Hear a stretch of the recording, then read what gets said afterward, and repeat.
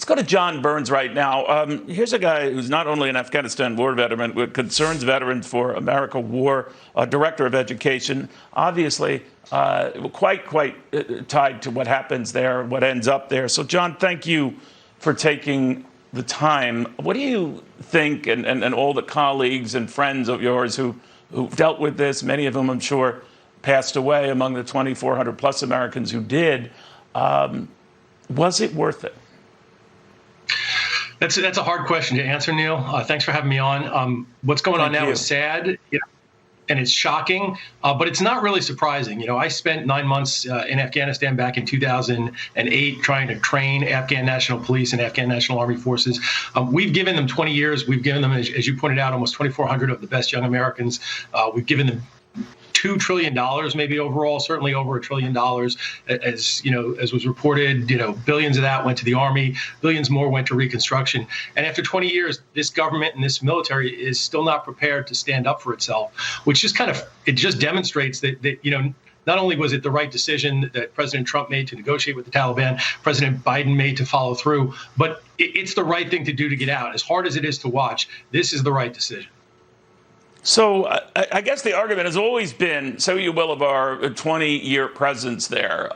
We didn't get any follow-up attacks on U.S. soil. There were attempts, but they never materialized. Now the fear is Taliban takes control of the country. If that happens, we're in danger. Are we? I mean, there's always a risk at everything you do in international relations.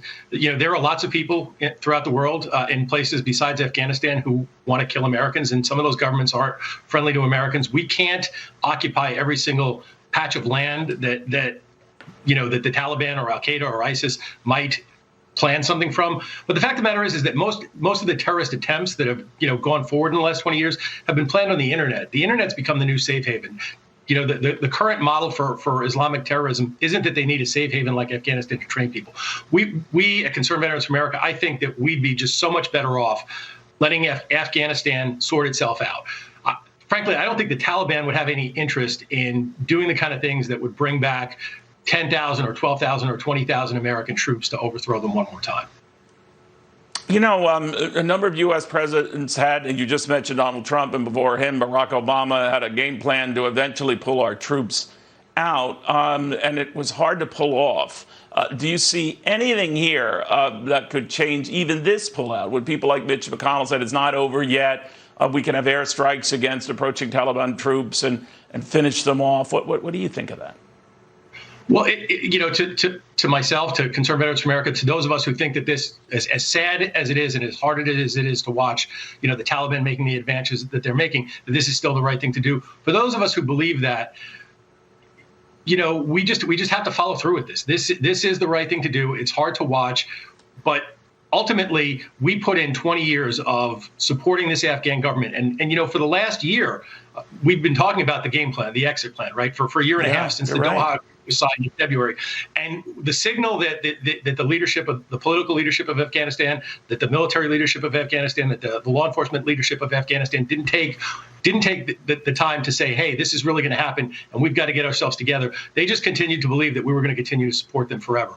And as hard as this is to watch, this is what the American people, chose. Our polling at CVA has indicated that more than half of Americans wanted to get out of Afghanistan. 2/3 of veterans have indicated consistently over the past couple of years that they want to get out of Afghanistan. This is just the hard part to watch. This is just the pain point from making the right decision. Right. And every hard decision has that pain point. Yeah, you're right. But to your point, and then this comes up in poll after poll, if after 20 years the Afghans are not ready to fend for themselves, they probably never will be. John, I want to thank you first and foremost for your tremendous service and always looking out for all of your friends and colleagues. John Byrnes, the Afghanistan war vet.